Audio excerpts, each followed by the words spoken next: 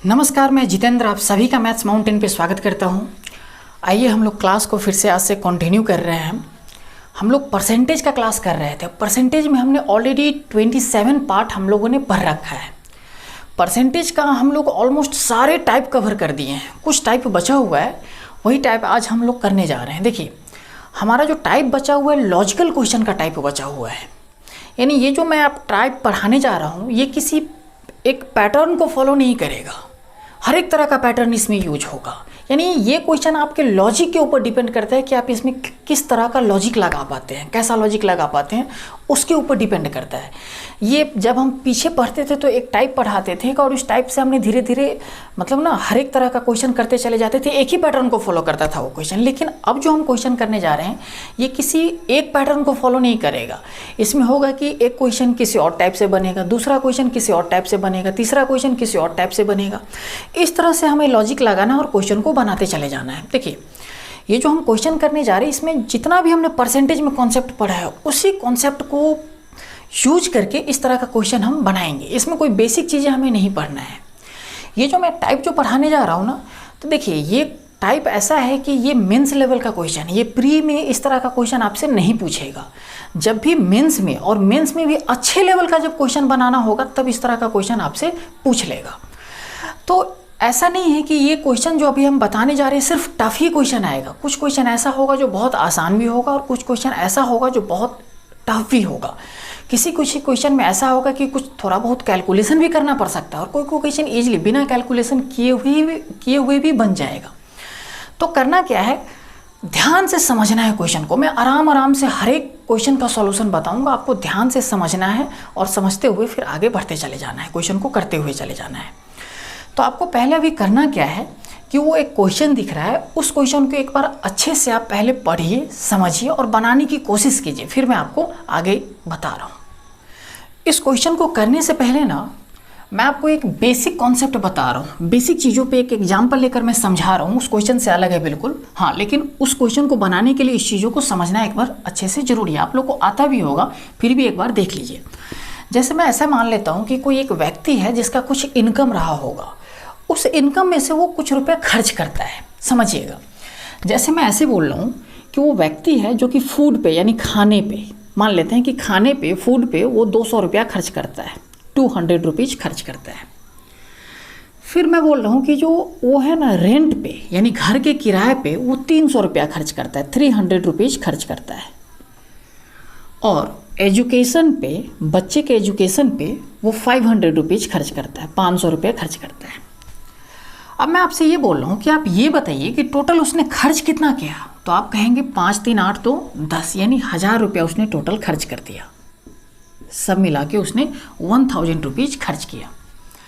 अब मैं आपसे ऐसा बोल रहा हूँ कि मान लो जो फूड पे खर्च हो रहा था खाने पे, उसमें 10% इंक्रीज हो जा रहा है। यानी जो भी खाने पे खर्च हो रहा था वो 10% से बढ़ जाता है। जो रेंट पे खर्च हो रहा था हम उसको ऐसा मान लेते हैं कि ये 20% से इंक्रीज कर जा रहा है। 20% से रेंट पे, किराए पे जो खर्च कर रहा था उसमें 20% का वृद्धि हो जाता है। जो एजुकेशन पे खर्च कर रहा था उसमें मान लेते हैं कि 10% इंक्रीज हो जाता है। तो अब मुझे ये बताइए, आपसे क्वेश्चन ये पूछेगा कि आप ये बताइए कि जो भी अब बढ़ गया, जो पहले जितना खर्च हो रहा था उसमें जो भी इंक्रीज हुआ वो कितने % का इंक्रीज हुआ, ऐसा क्वेश्चन आपसे पूछ रहा है। तो समझिए, यहाँ पे देखिएगा एक बार ध्यान से। जो भी हमारा फूड पे यानी खाने पे जितना भी खर्च हो रहा था उसमें 10% का वृद्धि हो रहा था। यानी 200 का अगर 10% निकालेंगे तो कितना निकलेगा, 20।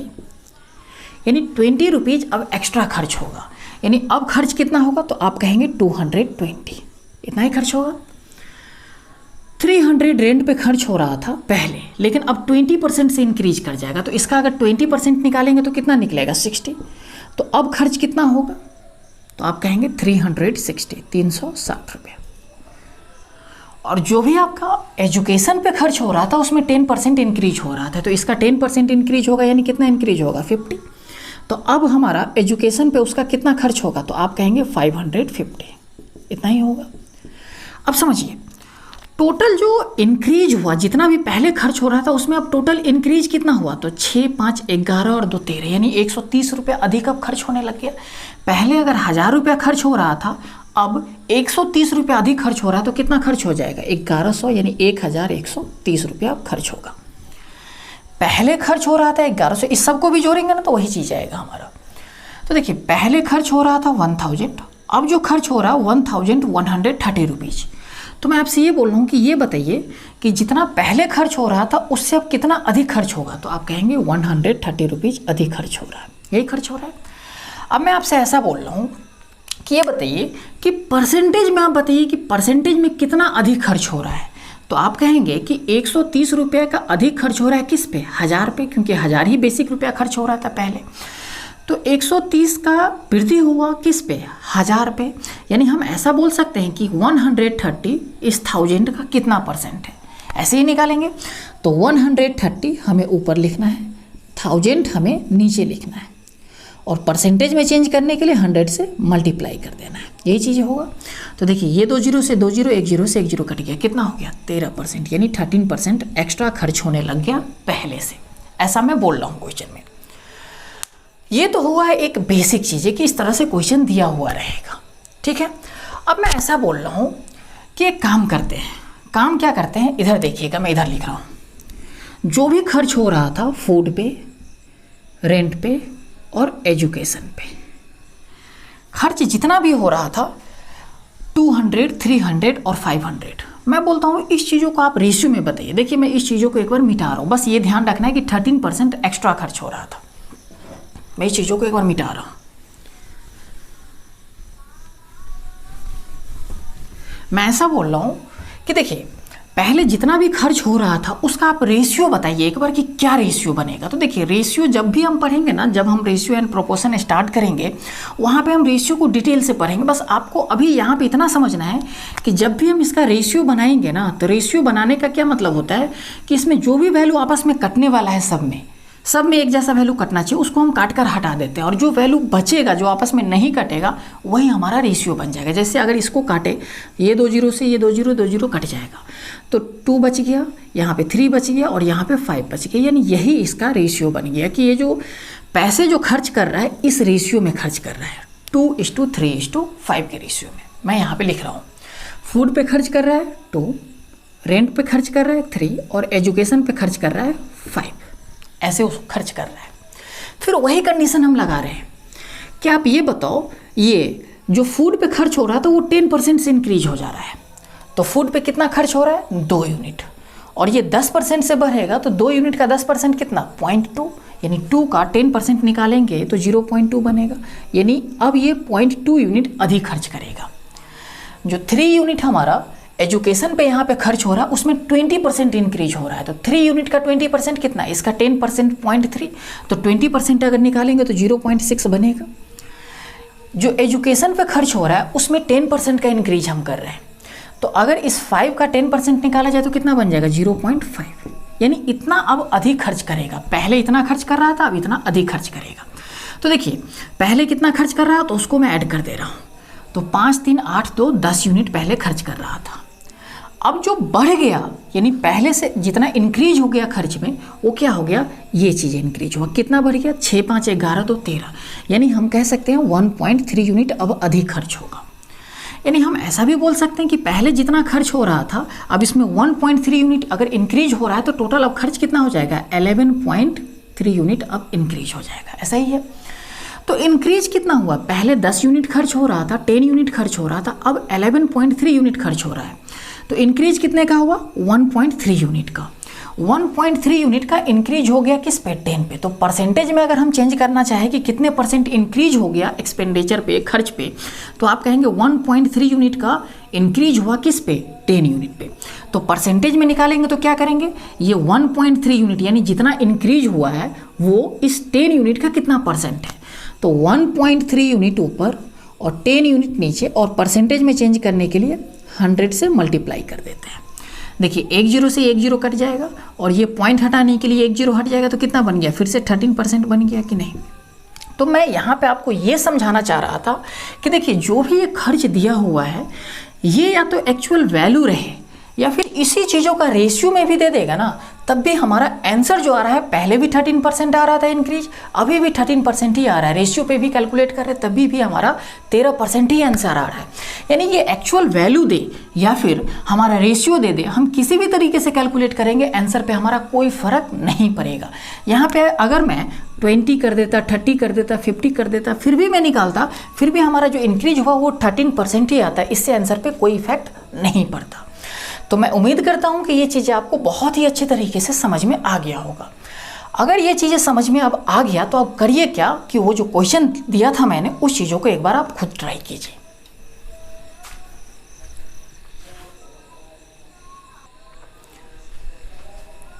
आइए समझिए। देखिए क्वेश्चन क्या बोल रहा है, वो जो अभी हमने क्वेश्चन दिया था वो ये बोल रहा है कि किसी परिवार द्वारा चावल यानी राइस, मछली और तेल पे जो किया जाने वाला खर्च है उसका रेशियो दे रखा है 12:17:3। ये रेशियो दे रखा है कि इस रेशियो में वो खर्च कर रहा है चावल, मछली और तेल पे, इस तरीके से वो खर्च कर रहा है। फिर बोला है कि जितना भी खर्च हो रहा है उसमें अब 20% राइस पे जितना खर्च हो रहा था उसमें 20% का इंक्रीज हो रहा है। फीस पे जितना भी खर्च हो रहा था 17 यूनिट, उसमें 30% का इंक्रीज हो रहा है। और जो तेल यानी ऑयल पे जितना भी खर्च हो रहा था 3 यूनिट, उसमें 50% का इंक्रीज हो जा रहा है। तो बोला कि पहले टोटल जितना खर्च हो रहा था, अब इंक्रीज होने के बाद जितना भी टोटल खर्च हो रहा है, तो बोला कि बताइए इसमें कितने % इंक्रीज हो जाएगा टोटल खर्च में, वो चीज़ आपसे पूछ रहा है। तो देखिए उसी तरीके से हमें करना है।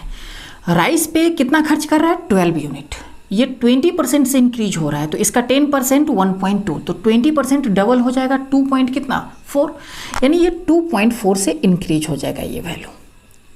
प्लस फूड पे फीस पे कितना खर्च कर रहा है 17 यूनिट, 30% से इंक्रीज होगा, 30% से इंक्रीज हो जाएगा, तो इसका 10% निकालेंगे तो कितना 1.7, तो 30% इंक्रीज होगा, यानी 30% निकालना है तो कितना निकाल, इसका 1.7 का ट्रिपल कितना हो जाएगा 5.51, यानी जो भी इंक्रीज हो रहा है उसमें 5.1 इंक्रीज हो जाएगा।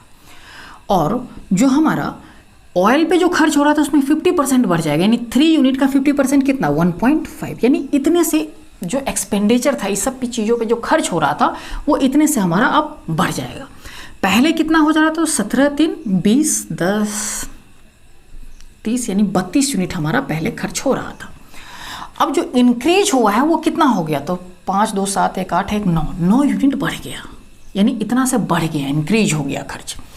तो पहले 32 यूनिट खर्च हो रहा था, अब 9 यूनिट से इंक्रीज होने के बाद अब कुछ और खर्च होने लग जाएगा, बढ़ जाएगा हमारा एक्सपेंडिचर। तो परसेंटेज में आपसे पूछो कि कितने यूनिट, ये कितने % का इंक्रीज हुआ है, तो 9 यूनिट का वृद्धि हुआ है किस पे 32 यूनिट पे, तो 9 ऊपर 32 नीचे, और परसेंटेज में चेंज करने के लिए 100 से मल्टीप्लाई कर देंगे।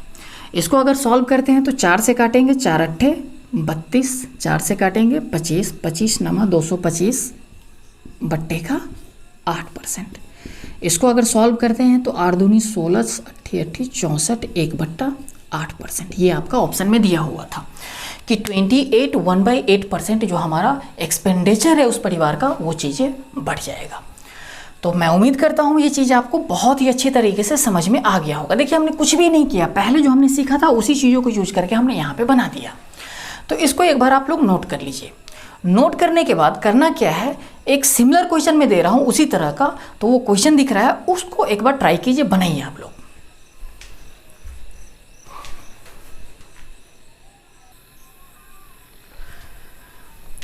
देखिए समझिए यहाँ पे ये क्वेश्चन क्या बोल रहा है कि कोई एक आर्टिकल्स है जो 4 कंपोनेंट से मिलकर बना हुआ है। वो जो 4 कंपोनेंट से ABCD, और बोल रहा है कि उसका प्राइस का रेशियो दे रखा है कि ABCD का प्राइस का रेशियो ये है, और ये सभी कंपोनेंट्स का प्राइस जो मिलाकर जो एक प्राइस बनेगा वो उस आर्टिकल्स का प्राइस होगा। तो बोल रहा है कि ये जो कंपोनेंट्स का प्राइस है उसके प्राइस में कुछ चेंजिंग आता है। चेंजिंग क्या आता है कि जो कंपोनेंट्स A है उसका जो भी प्राइस था शुरुआत में उसमें 10% इंक्रीज हो जा रहा है, कंपोनेंट्स B में 20% डिक्रीज हो जा रहा है उसका प्राइस, C का प्राइस 30% से डिक्रीज हो रहा है, और D का प्राइस 40% से इंक्रीज हो जा रहा है। तो बोल रहा है कि जो नया प्राइस बनेगा सभी कंपोनेंट्स को मिलाकर, जो फिर नया प्राइस बनेगा उस आर्टिकल्स का, और पहले वाला जो प्राइस था उसमें कितने % का चेंजिंग आएगा, ये चीज़ आपसे पूछ रहा है क्वेश्चन। तो देखिए पहले जो प्राइस था 3 unit, 4 unit, 5 unit, 6 unit, total price कितना था सबको अगर जोड़ेंगे तो, क्योंकि सभी को प्राइस, सभी इस कंपोनेंट्स का प्राइस मिलाकर ही उस आर्टिकल्स का प्राइस बन रहा है हमारा। तो 6, 4, 10, 5, 15 और 3, 18, यानी पहले जो उस आर्टिकल्स का प्राइस था वो 18 यूनिट था। अब इसमें कुछ चेंजिंग आ रहा है। चेंजिंग क्या आ रहा है कि ये जो एक कंपोनेंट से उसका प्राइस है 3 यूनिट, ये 10% से बढ़ जा रहा है। तो इसका 10% अगर निकाला जाए तो कितना बनेगा, 0.3 यूनिट, इतना से बढ़ जा रहा है।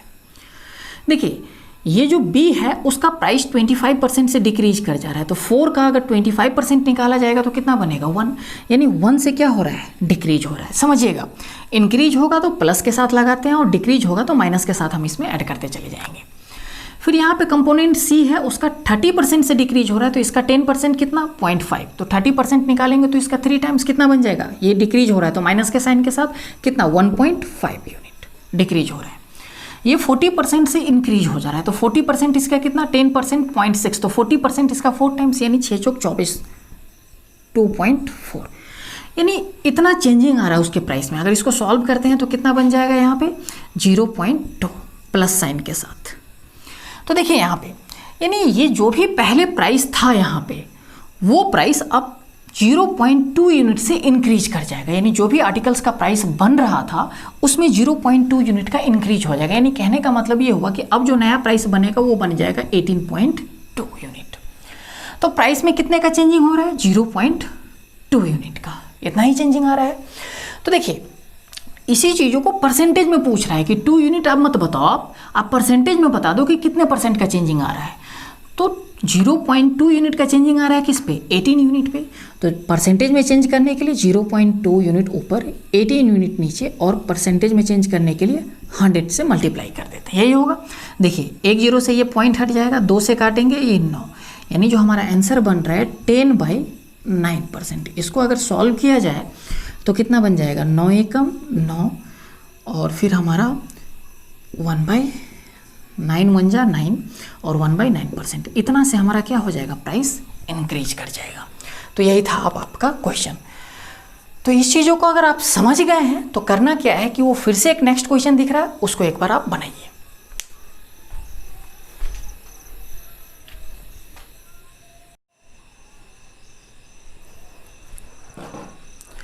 आइए समझिए इस क्वेश्चन को। देखिए क्वेश्चन क्या बोल रहा है कि बोल रहा है कोई एक टेबल है जिस पे 4 बर्तन रखा हुआ है लाइन से। इस तरह से एक टेबल है जिस पे 4 बर्तन रखा हुआ है लाइन से।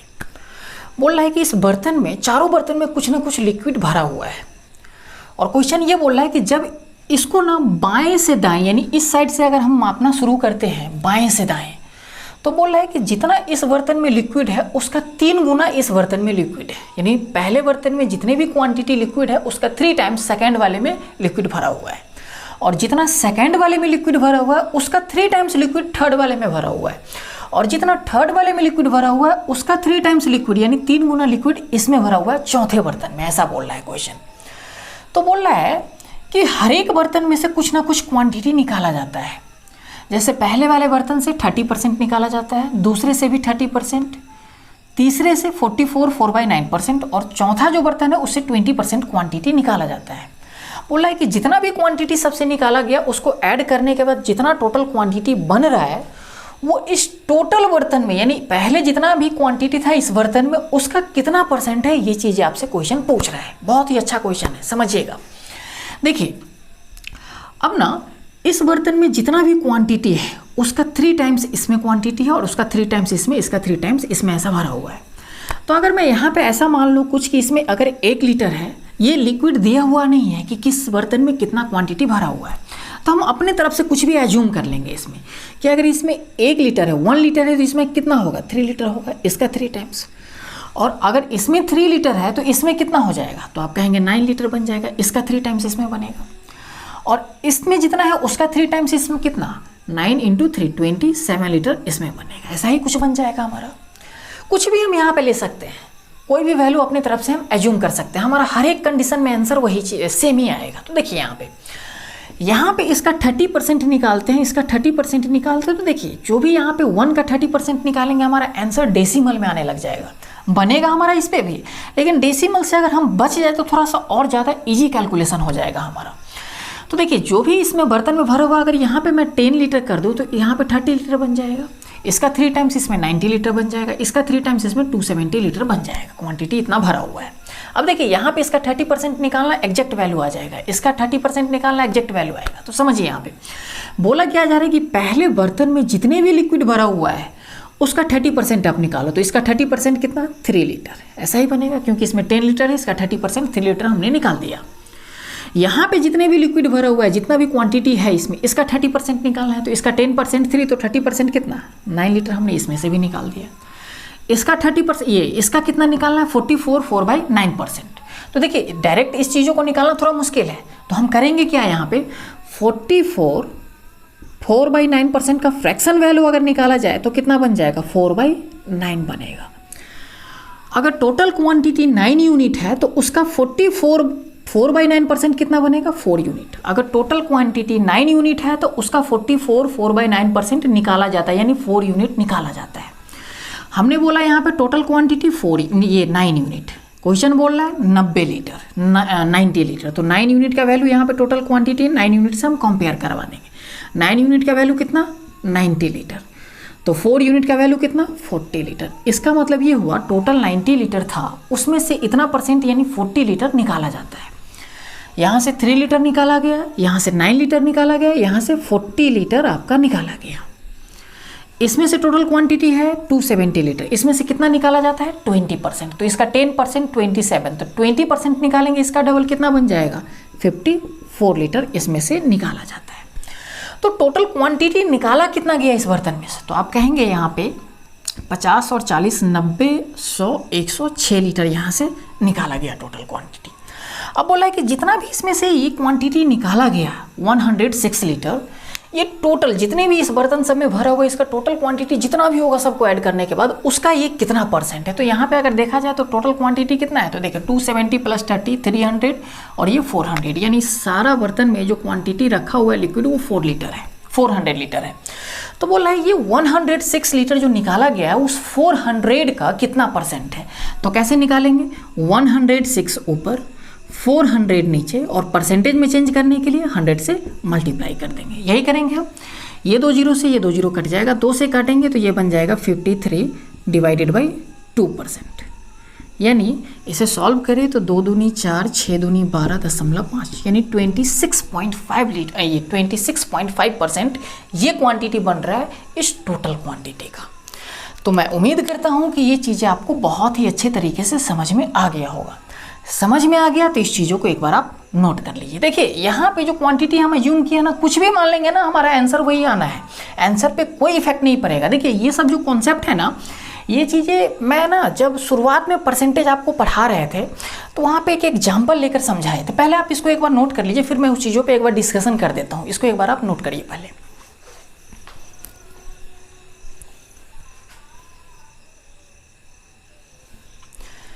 देखिए समझिए यहाँ पे एक चीज़ है, मैं परसेंटेज जब शुरुआत में मैं पढ़ा रहा था वहाँ पे एक बात मैंने बताया था कि जब भी आंसर आपका परसेंटेज में पूछे, फाइनल आंसर कि कितने % का चेंजिंग आएगा, इस तरह से परसेंटेज में आपसे कैलकुलेशन करवा रहा है फाइनल आंसर, तो ओरिजिनल डेटा हम कुछ भी मानकर चलेंगे ना, हमारा आंसर वही चीज़ें आएगा। जैसे मैंने वहाँ पे एक दो एग्जाम्पल दिया था, इस तरह का कुछ एग्जाम्पल दिया था कि मान लो कि ये कोई रेक्टेंगल है जिसका ये लेंथ होता है, ये विड्थ होता है।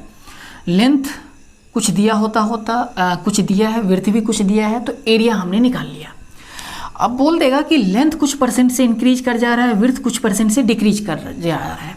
तो जितना भी यहाँ पे लेंथ होता था उसमें कुछ % से इंक्रीज करवा देते थे, जो विड्थ होता था उसमें कुछ % से डिक्रीज करवा देते थे, और अब हम एरिया निकालते थे और देखते थे कि एरिया में कितना % का चेंजिंग आ जाता था। या तो हम एक्चुअल डेटा पे काम कर लेते थे कि लेंथ कितना दिया होता था, विड्थ कितना दिया होता था, या फिर हम ऐसा करते थे कि जैसे ऐसे होता था कि 10% अगर इंक्रीज कर जा रहा था तो 10% का मतलब 1/10। शुरुआत में अगर लेंथ 10 यूनिट होता था, 10 यूनिट होता था, तो अब कितना बन जाता था, 11 यूनिट बन जाता था। यानी यहाँ पे हम या तो एक्चुअल डेटा पे काम करते थे या फिर हम इस यूनिट पे काम कर लेते थे। आंसर पे हमारा कोई फ़र्क नहीं पड़ता था, क्योंकि यहाँ पे अगर हम एक्चुअल डेटा पे काम करने चले जाते थे ना, तो आंसर हमारा जो ये कैलकुलेशन होता था ना, वो कैलकुलेटिव हो जाता था, वो मुश्किल कर देता था कैलकुलेशन करना। तो हम क्या करते थे कि यहाँ पे लेंथ और विड्थ अपने तरफ से ले लेते थे। क्या लेते थे? लेंथ विड्थ यूनिट पे हम काम कर लेते थे, जितना % से इंक्रीज कर रहा है, जितना % से डिक्रीज कर जा रहा है। एक्चुअल डेटा पे हम कुछ करते ही नहीं थे काम। वहाँ पे एक्चुअल डेटा का हमें जरूरत ही नहीं पड़ता था। हम कुछ भी लेंथ विड्थ मान ले और उसमें इतने % इंक्रीज या इतने % डिक्रीज करवा दे, तब भी हमारा आंसर वही चीज़ आएगा। ऐसा किस कंडीशन में हम करेंगे? जब फाइनल आंसर हमारा परसेंटेज में पूछेगा, फाइनल कंपेयर हमारा परसेंटेज में पूछ देगा, तब हम एक्चुअल डेटा कुछ भी ले लेंगे, हमारा आंसर वही चीज़ आएगा। अभी हम आगे उस पर बहुत सारा क्वेश्चन करेंगे, इसलिए मैं ये चीज़ों को अभी एक बार बता दिया हूँ कि इस तरह से हमने परसेंटेज में पीछे पढ़ रखे हैं। शायद दूसरा या तीसरा क्लास में हमने ये चीज़ें पढ़ा था शुरुआत में परसेंटेज में वहाँ पर। तो चलिए करिए क्या आप कि वो एक क्वेश्चन दिख रहा है उसको बनाइए आप।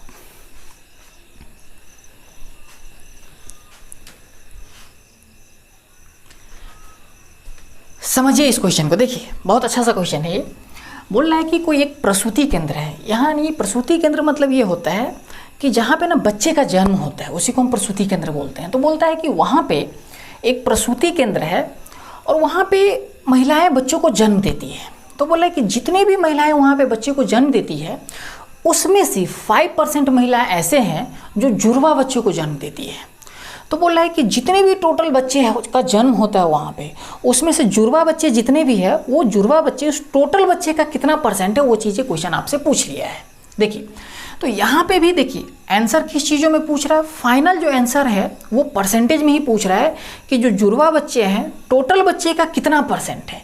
यानी यहाँ पे हम डेटा शुरुआत में कुछ भी लेकर चलेंगे ना, तब भी हमारा आंसर एक ही जैसा आएगा। कुछ भी लेकर हम चलते हैं तो हम ऐसा मान लेते हैं कि ऐसा है कि 100 महिला हैं और 100 महिला वहाँ पे बच्चों को जन्म देती है, जिसमें से समझिएगा 5% लेडीज ऐसे हैं, 5% महिला ऐसे हैं, यानी 5 महिला ऐसे हैं जो जुड़वा बच्चों को जन्म देती है, यानी ट्विन बच्चों को जन्म देती है, 2 बच्चों को जन्म देती है। और बाकी जो बच जाएगा 95% वो सिंगल बच्चों को जन्म देती है। तो समझिए यहाँ पे देखिए, अगर 100 टोटल महिलाएं हैं वहाँ पे, उसका 95% अगर निकाला जाए तो कितना? 95 महिलाएं। जो भी हमारा 95 महिलाएं बनती है वो सिंगल बच्चों को जन्म देती है। यानी अगर 95 महिला सिंगल बच्चों को जन्म देती है तो कितने बच्चे जन्म लेगा वहाँ पे? 95, यानी 95 बच्चे वहाँ पे जन्म लिया, जो सिंगल जन्म हुआ। फिर बोल रहा है क्वेश्चन कि इसका 5% यानी टोटल अगर 100 लेडीज है वहाँ पे, तो उसका 5% यानी 5 लेडीज ऐसे हैं जो जुड़वा बच्चों को जन्म देती है। तो 5 लेडीज है और हर एक लेडीज अगर 2-2 बच्चे का जन्म देती है तो टोटल बच्चे का जन्म कितना होगा? 10 बच्चे का जन्म होगा। यानी 10 बच्चे जुड़वा यहाँ पे जन्म लिया। अब मैं आपसे पूछूं कि ये बताइए टोटल यहाँ पे कितने बच्चे हो गए, कितने बच्चे का जन्म हुआ? तो 95 + 10 कितना बन जाएगा? 105। टोटल 105 बच्चे का जन्म हुआ, ऐसा ही हुआ। उसमें से जुड़वा बच्चे कितना जन्म लिया? 10 बच्चे। तो यही बोल रहा है कि ये जो 10 बच्चे हैं इस टोटल बच्चे का कितना % है? तो 10 ऊपर 105 नीचे, और परसेंटेज में चेंज करने के लिए 100 से मल्टीप्लाई कर देंगे। इसको जब हम सॉल्व करेंगे तो देखिए एग्जैक्ट वैल्यू नहीं पूछ रहा है क्वेश्चन, अप्रॉक्स में पूछ रहा है। तो अप्रॉक्स में जो आंसर आ रहा है वो आ जाएगा आपका 9.5% इसका आंसर आ जाएगा। तो करिए क्या, अगर आपको समझ में आ गया है तो इसको एक बार आप अच्छे से नोट कर लीजिए। नोट करने के बाद फिर से वो नेक्स्ट क्वेश्चन दिख रहा है उसको आप एक बार बनाइए।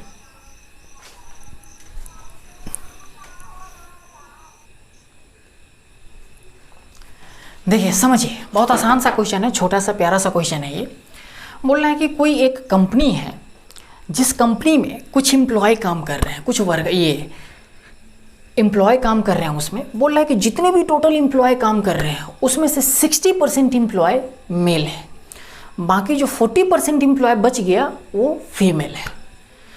फिर बोल रहा है क्वेश्चन आगे, इससे आगे कि जितने भी टोटल एम्प्लॉय है मेल और फीमेल, जितने भी टोटल है उसमें काम कर रहे हैं, उसका 48% एम्प्लॉय इंजीनियर है, और जितने भी टोटल इंजीनियर उसमें से है उस 48% जो बन रहा है हमारा, उस 48% इंजीनियर में से 66.66% क्या है? मेल है। तो बोल रहा है कि जितने भी टोटल 40% एम्प्लॉय आपका फीमेल एम्प्लॉय है, उसमें से ये बताइए कि जितने भी एम्प्लॉय फीमेल है उसमें से कितने एम्प्लॉय फीमेल एम्प्लॉय ऐसे हैं जो इंजीनियर नहीं है, कितने % में ये चीज़ें पूछा है। देखिए अभी फिर से क्वेश्चन फाइनल जो आंसर पूछा है वो परसेंटेज में ही पूछ रखा है। तो हम टोटल एम्प्लॉय शुरुआत में कंपनी का कुछ भी मान सकते हैं, 100 ले सकते हैं, 200 ले सकते हैं, 300 ले सकते हैं, कुछ भी ले सकते हैं। हर एक कंडीशन में हमारा आंसर सेम आएगा। तो हमने ऐसा मान लिया कि मान लेते हैं कि उस कंपनी में जो टोटल एम्प्लॉय है 100 है, 100 एम्प्लॉय है, उसमें से मेल जो है वो 60% है। यानी अगर 60% मेल है तो 100 का 60% कितना, 60 एम्प्लॉय ऐसे हैं जो मेल है वहाँ पे। तो बाकी जो बच गया वो 40% वो क्या होगा, फीमेल होगी। ऐसा ही होगा कि जो फीमेल है 40%, यानी 40 एम्प्लॉय इसमें से ऐसे हैं जो फीमेल है।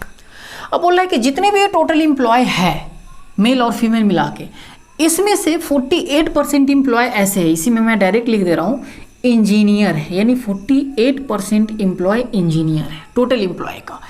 तो ये 100 टोटल एम्प्लॉय है, उसमें से 48% अगर इंजीनियर है, यानी 100 का 48% कितना, 48, यानी 48 एम्प्लॉय यानी 48 एम्प्लॉय इसमें ऐसे है जो इंजीनियर है। इसमें मेल भी होगा और फीमेल भी होगी।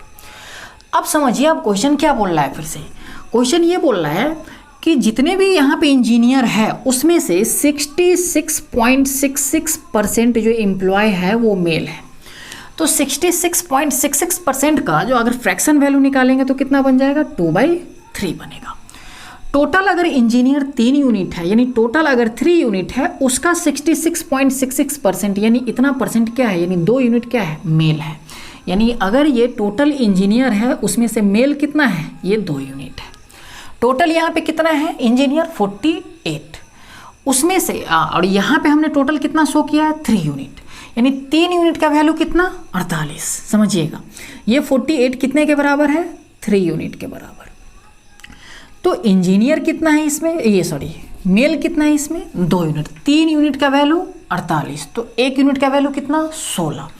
तो 2 यूनिट का वैल्यू अगर मैं आपसे पूछ लूँ तो 2 यूनिट का वैल्यू कितना बन जाएगा, 32 यानी 32। और ये 2 यूनिट क्या है आपका, मेल है, ये 2 यूनिट आपका मेल है।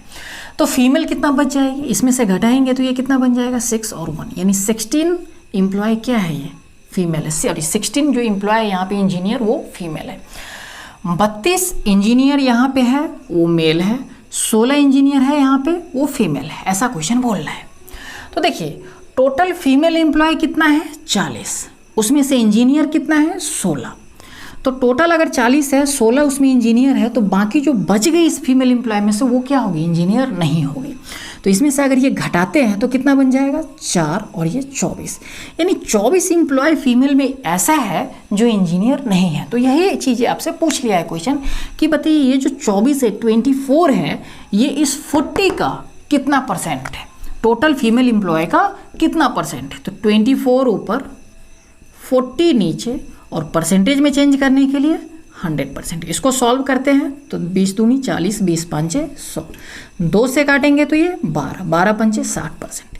यानी जितने भी टोटल फीमेल एम्प्लॉय है उसका 60% क्या है, इंजीनियर नहीं है। बाकी जो इसका 40% बन रहा होगा वो इंजीनियर था, ये थी। क्लियर है ये चीज़ें। तो मैं उम्मीद करता हूँ कि ये चीज़ें आपको समझ में आ गया होगा। अगर ये चीज़ें समझ में आ गया तो करिए क्या, वो नेक्स्ट क्वेश्चन दिख रहा है उसको बनाइए आप।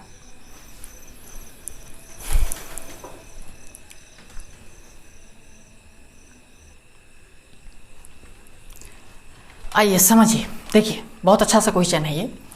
क्वेश्चन क्या बोल रहा है यहाँ पे कि कोई एक सोसाइटी है, उस सोसाइटी में मेल और फीमेल है। बोल रहा है कि उस सोसाइटी में ना 25% मेल मैरिड है और 45% फीमेल मैरिड है। तो क्वेश्चन ये बोल रहा है कि बताइए उस सोसाइटी में टोटल जो मैरिड पॉपुलेशन है, उस टोटल ये जो सोसाइटी में जितने भी पीपल रहता है, तो मैरिड जो है वहाँ पे वो टोटल पीपल का कितना परसेंट है, ये चीज़ें क्वेश्चन आपसे पूछ रहा है। तो देखिए एक सोसाइटी है ना, तो उसमें जब शादी करेगा तो ये उसी सोसाइटी में आपस में शादी करेगा। ऐसा नहीं कि बाहर के सोसाइटी से वहाँ पे शादी होगा, वहीं का मेल वहीं के फीमेल से शादी करेगा। ऐसा क्वेश्चन को हमें लेकर चलना होता है। अब समझिए यहाँ पे जितना भी मेल है उसका 25% मैरिड है और जितने भी फीमेल है उसका 45% मैरिड है। तो समझिए यहाँ पे मेल जितना भी वहाँ पे शादीशुदा होगा उतना ही फीमेल भी शादीशुदा होगी वहाँ पे, उतना ही फीमेल वहाँ पे मैरिड होगी। ऐसा क्वेश्चन में आप मत कर देना कि भाई इसका 25% है मेल का और उसका 45% है, तो एक आदमी 2-3 औरत से शादी कर लेगा या फिर एक औरत 2-3 आदमी से शादी कर लेगी, ऐसा बिल्कुल नहीं है। अगर कुछ भी ऐसा क्वेश्चन में होता है तो क्वेश्चन आपको पहले बता देगा कि एक आदमी इतने औरत से या एक औरत इतने और आदमी से शादी करेगी, ऐसा क्वेश्चन डिनोट कर देगा। लेकिन क्वेश्चन ऐसा बिल्कुल नहीं बोल रखा है, तो हमें ऐसा लेकर चलना होगा क्वेश्चन में कि भाई एक आदमी एक औरत से ही शादी करेगा, ठीक है ना। अब समझिए यहाँ पे, और एक औरत एक आदमी से शादी करेगी, समझिए यहाँ पे, इस तरह से हमें क्वेश्चन को लेकर चलना है। अब क्या करना है, देखिए जितना भी वहाँ पे मेल है पीपल, जितना भी वहाँ पे मेल का पॉपुलेशन है उसका 25% मैरिड है, फीमेल का 45% मैरिड है। इसका मतलब ये हुआ कि मेल जितना भी पॉपुलेशन है उसका 25%, फीमेल जितना पॉपुलेशन है उसका 45% के बराबर होगा। तो वही चीज़ें हम यहाँ पे कर रहे हैं, समझिए। मेल हमने यहाँ पे लिखा, इसका 25% हमने लिख दिया, मेल का 25% हमने मेल का पॉपुलेशन m माना और उसका 25% हमने निकाला। ये बराबर होगा जितने भी वहाँ पे फीमेल है उसके 45% पॉपुलेशन के बराबर होगा यहाँ पे, क्योंकि जितना भी मेल है उसका 25% मैरिड है और फीमेल का 45% मैरिड है। जितना मेल मैरिड होगा यानी जितना यहाँ पे पुरुष शादीशुदा होगा उतना ही महिलाएं भी शादीशुदा होगी, इसलिए हमने ये चीज़ों को बराबर कर दिया। अब देखिए यहाँ पे इसको अगर काटते हैं तो 5 एकम 5, ये 5 25 और 5 नमा 45, यानी मेल को यहीं पे रखते हैं, इस फीमेल को यहाँ पे लाएंगे तो यहाँ पे मल्टीप्लाई में, यहाँ पे लाएंगे तो डिवाइड में चला जाएगा, यहाँ पे 9 रह जाएगा और ये 5 यहाँ पे मल्टीप्लाई में है, इधर जाएगा तो डिवाइड में हो जाएगा 5/9, समझिएगा।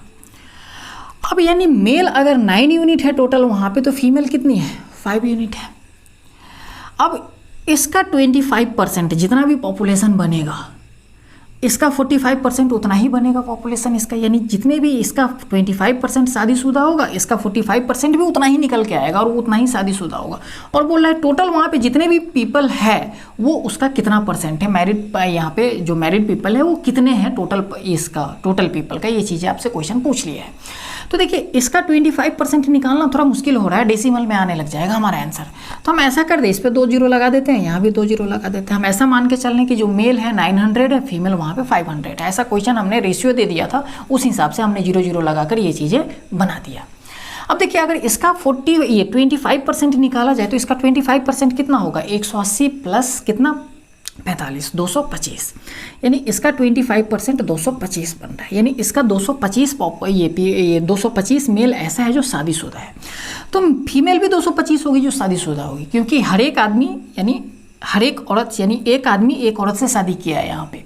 तो जितना मेल का जितना मेल यहाँ पे शादीशुदा होगा मैरिड होगा उतना ही फीमेल भी मैरिड होगी यहाँ पे।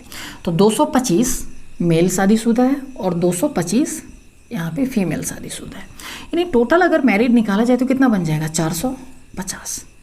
अब बोल रहा है ये जो मैरिड ये पीपल है यहाँ पे वो टोटल पीपल्स का यानी इसका कितना परसेंट है, तो टोटल यहाँ पे कितना बन जाएगा 9 5 1400, यही चीज़ें बन रहा है। तो ये 450 इस 1400 का कितना परसेंट है, यही चीज़ें आपको निकालना है। तो देखिए 450 ऊपर 1400 नीचे और मल्टीप्लाई में ये परसेंटेज में चेंज करने के लिए 100 से हमने मल्टीप्लाई करी, ये 2 जीरो से ये 2 जीरो कट जाएगा। यहाँ पे अगर काटा जाए तो 2 से काटेंगे तो 7, यहाँ पे 2 से काटेंगे तो 2 दूनी 4, 2 दूनी 4, 5 दूनी 10, यानी हमारा जो बन रहा है ये चीज़ें 225/7% यहाँ पे पीपल ऐसे हैं जो क्या है मैरिड है। तो मैं उम्मीद करता हूँ ये चीज़ें आपको अच्छे से समझ में आ गया होगा। देखिए इस चीज़ों को मैं एक और तरीका से बता देता हूँ करने के लिए, इसको एक बार आप पहले नोट कर लीजिए।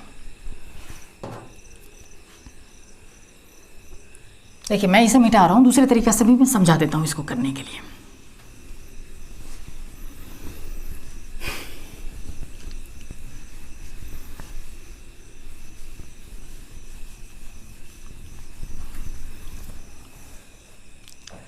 देखिए यहाँ पे फाइनल आंसर आपका परसेंटेज में ही पूछा हुआ है कि ये बताइए कि वहाँ पे जितने भी मैरिड पीपल है टोटल पीपल का कितना परसेंट है, ऐसा ही पूछ रहा है।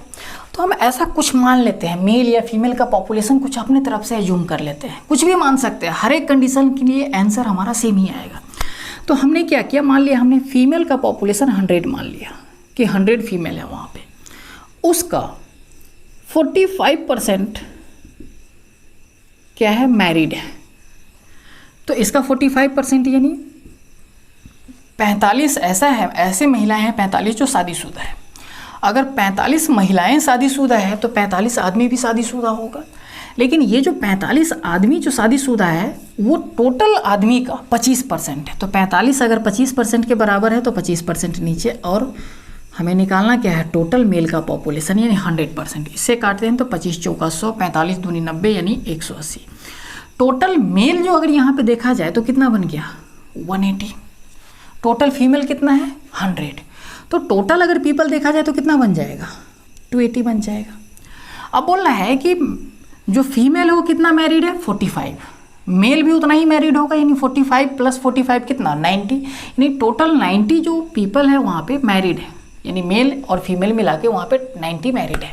तो ये 90 इस टोटल का यानी मेल और फीमेल का जो भी यहाँ पे दिया हुआ है 280, उसका कितना परसेंट है। तो 90 ऊपर 280 नीचे, और परसेंटेज में चेंज करने के लिए 100 से मल्टीप्लाई कर देंगे। इसको काटते हैं तो 4 से 4 सत्ते 28, 4 से काटेंगे ये 25, 1 0 से 1 0 कट जाएगा। 25 × 9 कितना, 225। यहाँ पे 225 डिवाइडेड बाई 7%। देखिए इससे भी आंसर हमारा वही चीज़ आ गया। तो या तो आप इस मेथड से कर लीजिए या फिर उस मेथड से कर लीजिए, दोनों के कंडीशन में हमारा आंसर सेम आ रहा है। तो चलिए इसको एक बार आप पहले नोट कर लीजिए।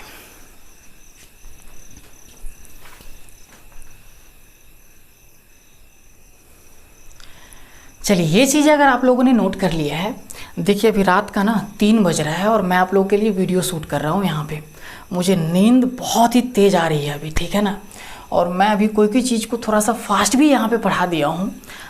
तो चलिए रखते हैं हम फिर, आज का क्लास इतना ही, मिलते हैं हम आपको नेक्स्ट वीडियो में।